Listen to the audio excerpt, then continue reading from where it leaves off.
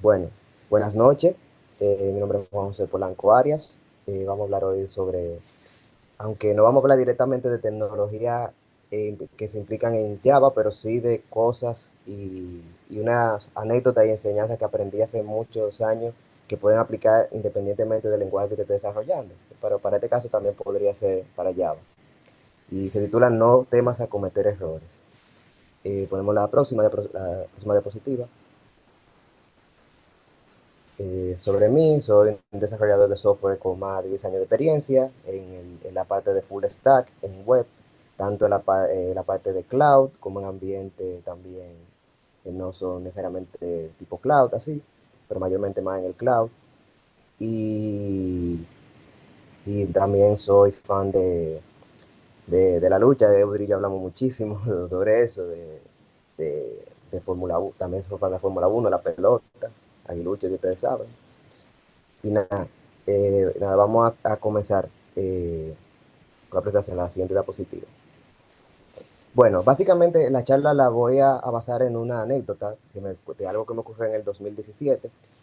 Eso, como ustedes sabrán, a veces cuando vamos a hacer nuestros primeros deploy a producción, o puede ser también un deploy que no sea el primero, a veces tenemos el miedo de que nos salga mal o de que si es un deployment de gran envergadura, de que modifica muchas cosas importantes del software, tenemos el miedo de que si sale algo mal, que puede pasar porque somos humanos y también las máquinas no son perfectas, también pueden haber errores porque a veces no dependen de nosotros, que pueden causar, nosotros tenemos el miedo de que incomodar quizás a nuestro jefe directo o a lo mejor sentir que podría nuestro trabajo estar en juego y todo lo demás.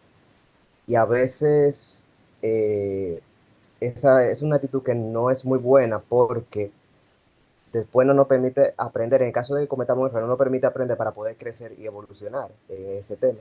Entonces la anécdota, eso es de algo de 2017 que me ocurrió, nos tocó a nosotros trabajar en un código para quien fue mi primer cliente, la empresa para la cual laboro, que era un cliente extranjero pero que estaba trabajando también en la rama de Inglaterra, era un cliente que tenía un site de contenido que generaba básicamente cientos de miles de libras de esterlina al mes. Ya ustedes se imaginan el riesgo que hay por ahí.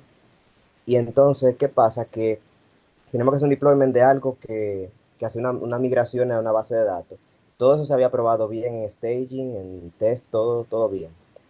Entonces, cuando voy a hacer, como el site tiene una característica muy particular, donde el deployment y los tags no se sacan directamente de main o de master, como se llamaba en aquel entonces, sino de un branch especial que se tiene nada más para, como si fuera el máster nada más de ese site. Ese día olvidé sacar el tag directamente desde ese branch y lo saqué de master, que tenía una versión muy antigua de esa aplicación. Y nada, hago el diploma de producción. Hasta el momento todas las variables parecían bien en el momento, hasta que después llevo un mensaje de las personas de DevOps que me dicen que el procesador de la instancia de producción está en 99%, y la memoria está como en alto consumo. Y yo digo, pero espérate, está como raro esto, porque no puede ser. Y seguimos chequeando, verificando cosas, y eso solamente quizá podía pasar con versiones anteriores de esa aplicación, pero ya hace mucho que habíamos dado esas versiones y eso ni me pasó por la cabeza. El punto es que seguimos chequeando, y en lo que chequeamos, el size se va abajo por completo, por media hora. Y parte de la monetización de ese sitio era de las aplicaciones. Y estaba súper asustado. Entonces, como vi de una vez, dije, bueno, no, parece que algo pasó. Vamos a hacer un rollback. Y buscamos el tag anterior, hicimos el rollback. El site duró su media hora para subir, y después, pero subió y todo bien. ¿Qué pasa? Como nos habían dado la responsabilidad por completo de eso, yo tenía un miedo grandísimo, de verdad, de comunicarle al cliente directamente, que era nuestro jefe en ese momento, porque era una persona incluso que era medio complicada, de poder explicarle lo que pasó. Y yo ni comer quería ese día, pero bueno, entonces al final, como había que dar la cara como quiera, pues sencillamente, nada, establecí una llamada directamente con el cliente, y fui honesto de una vez, le expliqué, mire, pasó esto, esto y esto, al parecer el fallo estuvo en esto, y este es el plan que planeamos implementar para que esto no se vuelva a repetir. Entonces, yo creía, digo, bueno, ya de aquí en esta me votan ya. Entonces, pero después cuando veo que el cliente no tenía la cara como, o sea, de una persona tan enojada, a pesar de que lo había visto en otras ocasiones con eso, él decía, ah, no, pues mire, está bien, gracias por tu honestidad y gracias por eso y gracias por implementar el plan que tú acabas de mencionar y que tu equipo acaba de crear.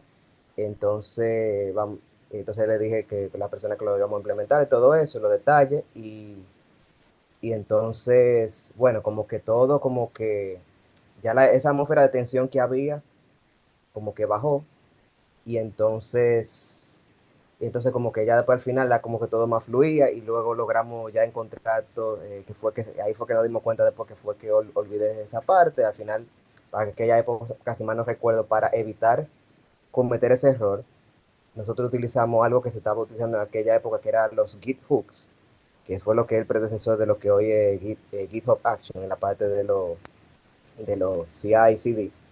Y con eso pudimos asegurarnos de cuando extrayéramos un tag de forma como un script automatizado, que siempre se asegurara que lo sacara del branch correcto y no del incorrecto. Y con eso, pues ya no iba a ocurrir. Después pudimos nuevamente sacar ese feature a producción y todo lo demás. Entonces, puede pasar a la siguiente diapositiva. Entonces, de esa experiencia, hubieron tres lecciones que aprendí para el manejo de esos incidentes así en producción.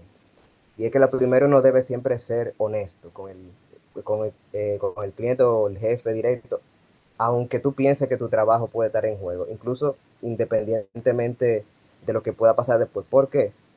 Porque cuando tú eres honesto en esa parte, eso crea como una buena reputación de ti, que aunque incluso vamos a suponer que por alguna razón incluso voten a uno, eh, eso queda como que, ok, pero fulano fue por lo menos honesto, fue organizado, toda cosa, y eso puede quizá hablar bien de ti en otro ámbito. Gracias a Dios eso no pasó en mi caso, pero es bueno ser honesto y también sobre todo comunicar un plan de cómo evitar que el error se vuelva a repetir.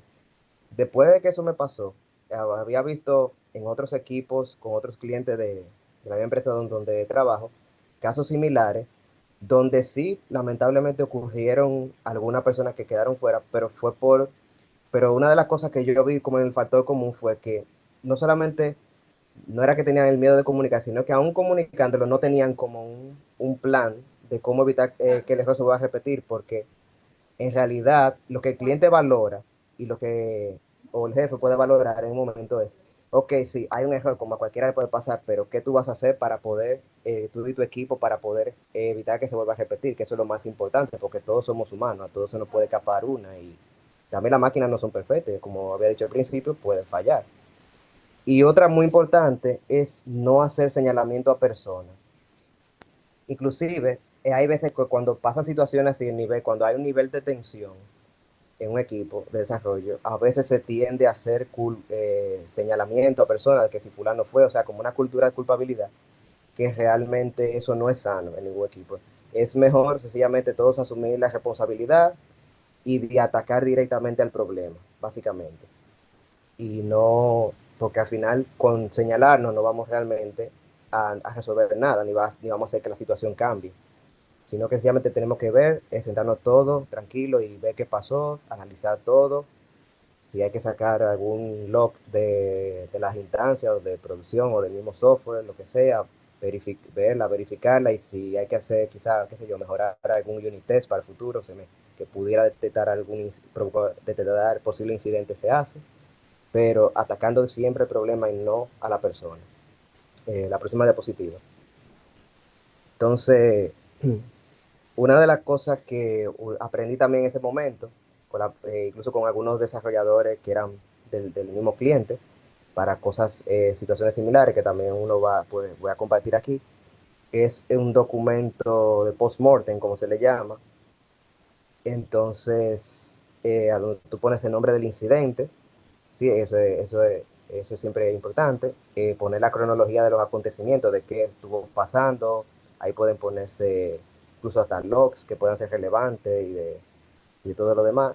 Después, si se encontró la causa raíz del problema, se coloca ahí también las acciones a tomar, que viene siendo el plan de seguimiento en equipo de cómo se va a resolver el problema, si es una simple acción de seguimiento o sencillamente una solución que pudiera ser la definitiva, y siempre mantener la cultura de feedback o retroalimentación en lugar de la cultura de culpabilidad. O sea, lo mismo que le mencionaba anteriormente, dar feedback, si hay que darle feedback a una persona en específico, por ejemplo, que el feedback que tú des sea desde el punto de vista de atacar el problema, pero no que la persona se sienta atacada. Porque si no, entonces eso no va a ayudar ni va a motivar a la persona a ayudar a resolver el problema o a mejorar en el caso de que una persona pudiera haberse equivocado. Y porque cuando, por ejemplo, una persona tú lo culpas, esa persona tiende a ponerse a la defensiva, y cuando tú estás a la defensiva, tú estás realmente a aprender. Mientras que cuando tú lo haces desde un punto de vista de atacar el problema, ya esa persona incluso se siente más como incluida dentro de la solución del problema, y incluso puede aportar ideas que a lo mejor no nos pasaron por la cabeza antes de ocurrir el problema, y ahí a nadie, y ahí la podemos ver. Al final, bueno, como terminó la anécdota, después que hicimos todo eso y todo, el cliente valoró nuestra identidad, y entonces ese mismo sitio nos permitió después, como había que migrarlo ya a una arquitectura un poquito más moderna, y al equipo de nosotros nos dio ese proyecto, y pudimos lograrlo con éxito sin ningún problema, aplicando ya todo lo aprendido.